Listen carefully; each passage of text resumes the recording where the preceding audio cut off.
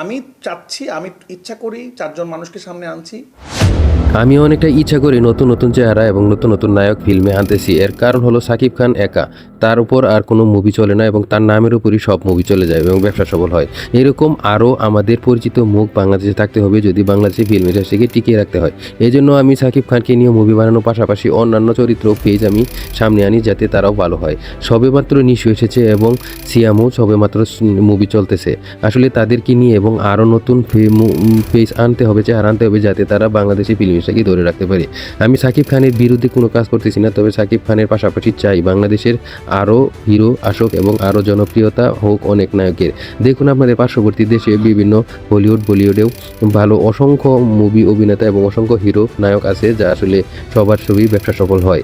আসলে আমাদের দেশে এরকম হয় না, এর কারণ আমি জানি না, তবে এটাকে অবশ্যই আমাদের ভাঙতে হবে আসন্ন এই বাংলাদেশের মুভিটাকে ফিল্ম ইন্ডাস্ট্রিকে টিকিয়ে রাখতে হলে।